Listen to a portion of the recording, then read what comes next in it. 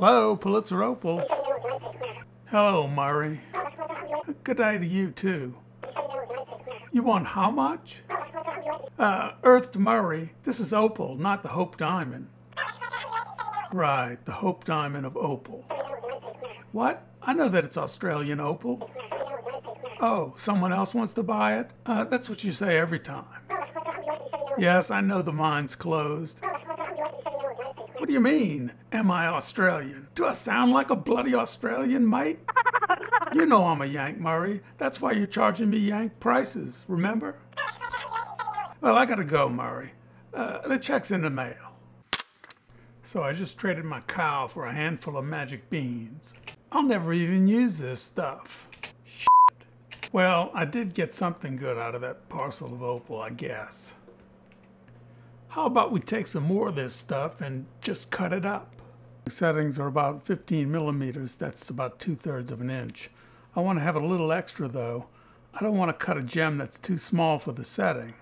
If I did, I'd have to fill up that space with something, maybe bubble gum. Anyway, but that would get sticky, and I don't want things sticking to me, you know, like feathers and lint and boring people. It's always a tight squeeze. Just got to fit it in there. It barely fits. There you go. Got it. Looks pretty good. I've got these set up to cut with the trim saw. Thanksgiving. Forgot to wish you all happy Thanksgiving in my last video. Now I realize that Thanksgiving is not a holiday for the whole world, like, say, Lincoln's birthday, but this year we decided to not do the deep fried turkey with Vegemite thing, after last year's explosion. So we decided to do ribs. Now, I know Native Americans and Pilgrims probably didn't eat ribs, but this year we did the chicken ribs, and they were delish. These are 16 millimeter circles for a 15 millimeter setting, so I'm giving myself some space, and I'm also giving myself some space in between. If you're cutting important gems from a piece of expensive opal, you cannot sweat these areas. You cannot sweat that. What you're going for is 2 cabochons here and 3 cabochons here.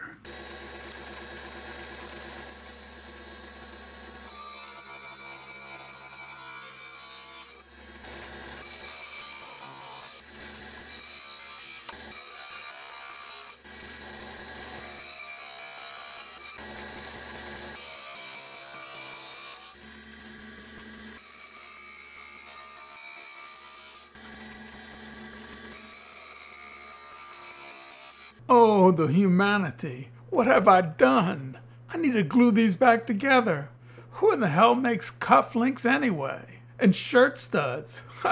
Studs. Give me a break. Whatever happened to buttons? Well, I think we'll have to give some of these pieces away, maybe even the big one. I'll decide that when I tell you about the giveaway near the end of the video, so don't bug me about it now.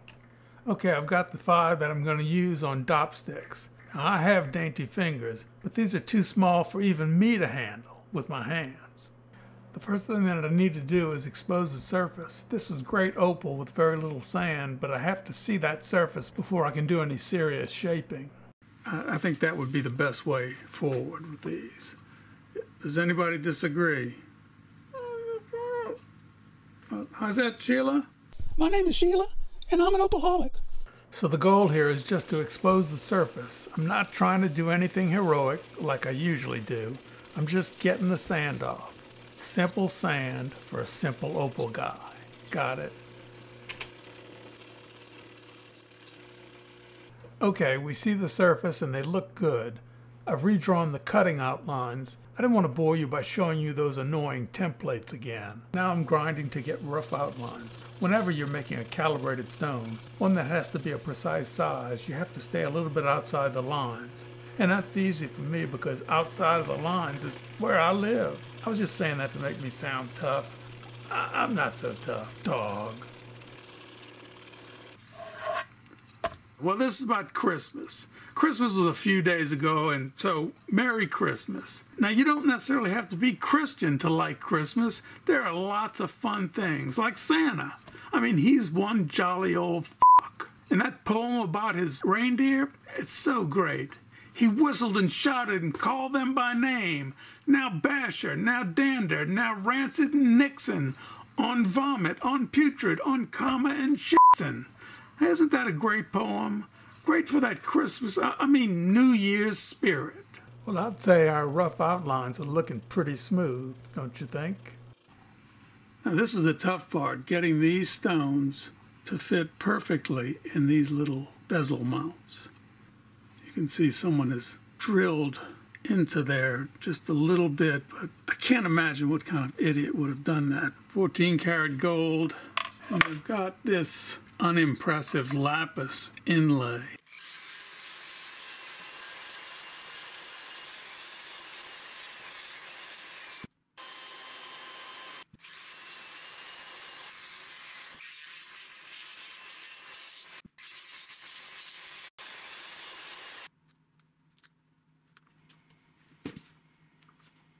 I have to get these to be perfect circles. Once they're perfect circles, I need to grind around slowly until it fits into these bezel mounts. Easier said than done.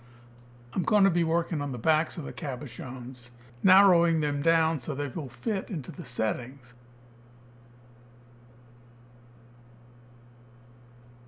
But because I have nice thick opal and the studs are small, I'll be making them into mushroom cabochons so that they're more noticeable. I'm working on the backs of these stones, trying to get the back narrow so that it fits into the stud setting. It has to be pretty precise. Then I'm going to do the other sides and put the dome on them, but that one works pretty well. Stud 1 is a good stud. And working on number 2, and we have a winner. And do I have to say any more? Stud 3 is a go. 3 happy studs. Now I made up this term mushroom doming because I'm going to make these into little mushrooms with their little stems. Wait a minute, Sheila, get off of that machine. Man, she ruins everything. Nice and mushroomy. Now, subscribers. People ask me why I don't ask you guys to subscribe more. I figured that if you didn't like the videos enough to subscribe, why ask? Of course, you can still claim your $50 new subscribers bonus just by contacting Sheila at 1-800-123-6725. That's 1-800-123-OPAL. Opal. Call today. Now for a polish with 3000 Nova and followed by 14,000 Nova and then cerium oxide, which will not be shown in this video. Maybe a different video.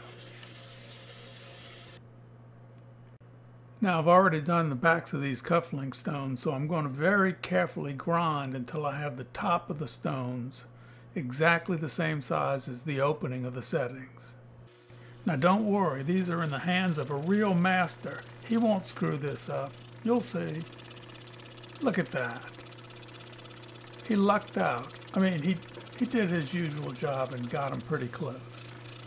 Wait a minute. Stop the presses. I'm tired of grinding. I had to do this once and I'm not doing this again. That's all the grinding for this video. Go home, everybody go home. No more grinding to be seen. Sorry, I'm ground out. And let's talk about Sheila for a minute. Let's get things straight. Sheila is not my girlfriend, she's not my wife, and she's not some kind of sex toy. I mean, Sheila is what I call my insignificant other. Wait a minute. Shit, did you hear that? Oh, man.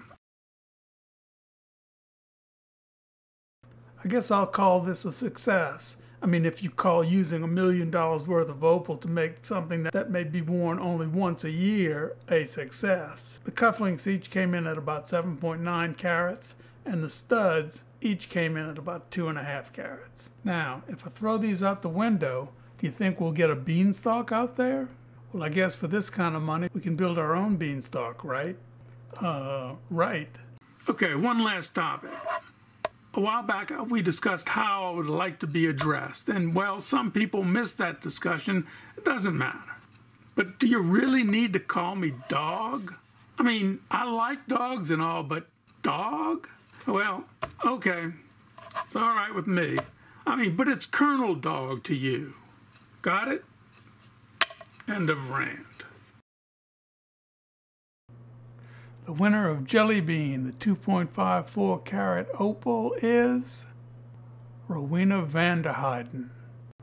The winner of Pookie, the 8.74 carat Ethiopian opal, is Tom Brooks.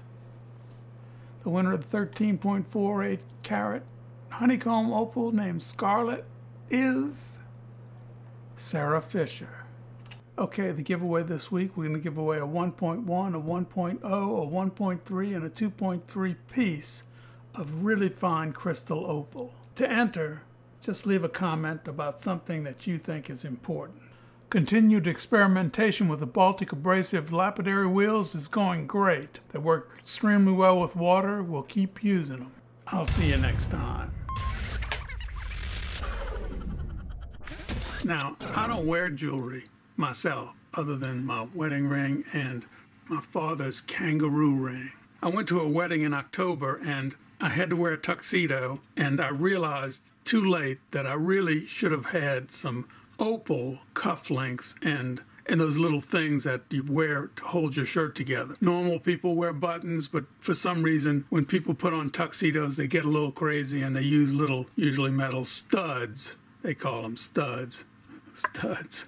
They use studs to hold the shirt together. It's just cool. I mean, I think it's stupid. Anyway, I asked myself why I didn't have opal cufflinks and opal shirt studs. And the reason is I didn't plan ahead. I've got another wedding coming up for New Year's Eve. I'm going to be wearing cufflinks and opal shirt studs with my tuxedo. I hate tuxedos.